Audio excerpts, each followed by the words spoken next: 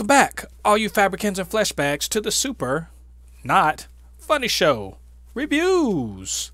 I am Jen Thépuppét, your resident Fabricans and comment extraordinaire on all things pop culture. And today I'm going to be reviewing the sequel to the kind of underground success, the sleeper hit, if you will, A Quiet Place. And this was aptly named A Quiet Place 2. No hyphen, no colon, whatever. Just A Quiet Place 2. So, was this sequel good? Was it bad? And should you go out and watch it? Stick around because I have opinions. A Quiet Place 2, the follow-up, the sequel, the second directorial effort from John Krasinski, follows immediately on the original in that all sorts of stuff's messed up. The alien invasion of the farm has kind of screwed everything up. The dad's dead. They have a baby that's going to be a ringing dinner bell for the monsters, and really nowhere to go.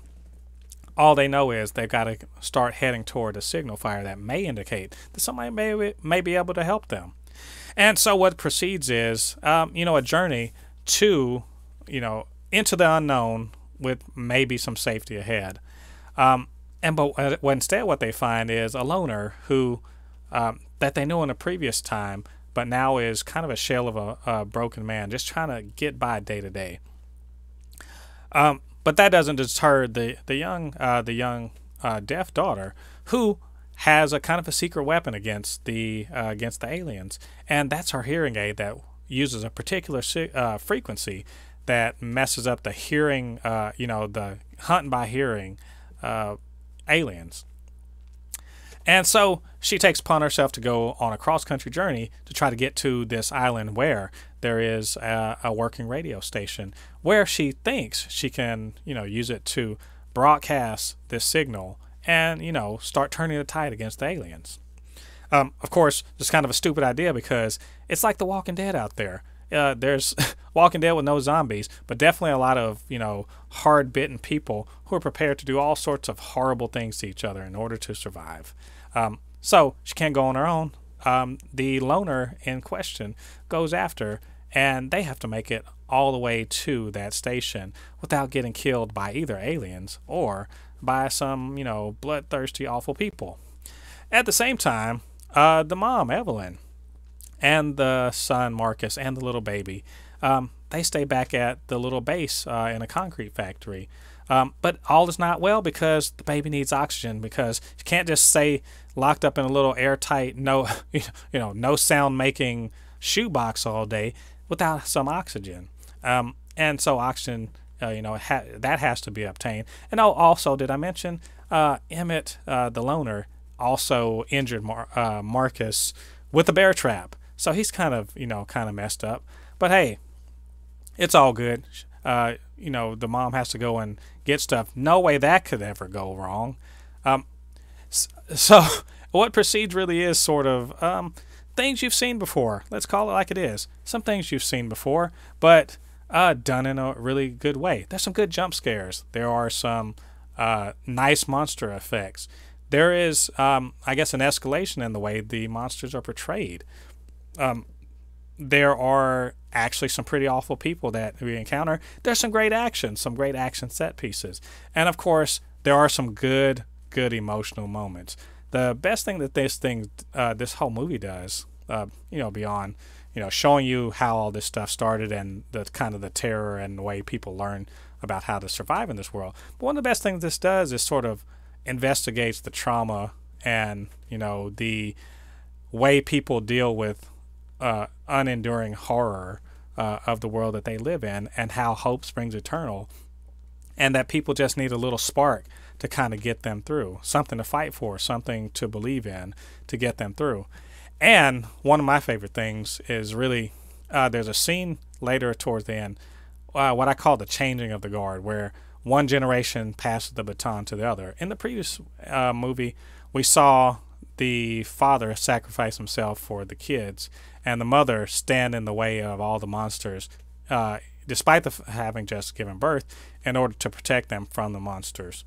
And in this one, we see two parallel things happen, wherein the grown-ups, the adults, the ones who are trying to shield the kids, they have to move aside so that the kids can step up and become take the baton and take, I think symbolically, the lead in the war against these alien threats. And it's all very wonderfully presented. This sequel does what a good sequel should do. It expands the universe. It expands on and fleshes out the entire the setting, the situation. It ups the understanding of the monster without making them not dangerous. But it also introduces extra elements and extra people, new characters who also are fully develop and add their own little flavor onto this whole thing. And of course, we learn a lot more about the existing characters that remain from the original movie. It's all in all a really wonderful package. It's so good on the big screen. I insist you can see this on streaming in 40 days or 30 days, whatever. But don't do that. Get out to the theater if you can. See this on the best screen you can see it on with the best sound, because even though this is a quiet movie, the sound when it hits is really, really important, really great.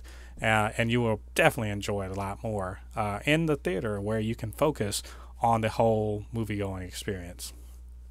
So I really, really liked it, and I think everyone, if you saw the first one, you liked it, you will really like it too. It's a great sequel, a very worthy successor, and also leaves the door open for yet another movie, which I'm highly looking forward to. So, what did you guys think about this? What did you guys think about this movie, and what did you think about my review? Get down to the comments. Let me know what you're thinking. And of course, you can always hit me up, supernotfunnyshow@gmail.com, or at supernotfunnys1 on Twitter. We can chop it up, talk about this really, really good, sequel, really, really good monster movie. And hey, are you a member of the Super Not Funny Show family? What? You're not? Well, what are you doing with your life? Get down there, hit that subscribe button, and while you're at it, hit that notification bell. It'll let you know when we drop new content, and we're doing that every week. New reviews, new reactions, and we're even doing a podcast called the Super Not Funny Show Supercast. I do that with my friend Lottie, where we talk about all things superhero and pop culture. It's a fun time. Come and join us over there. All right, all you Fabricants and Fleshbags, thanks once again for joining me on this review. Come back next time when I'm reviewing yet another, TV show, movie, all that fun stuff. We'll have a good time. Until then, I've been Jen Thépuppét, your resident Fabricant and comment extraordinaire on all things pop culture. And I'll see you guys on the other side of the thread. Peace.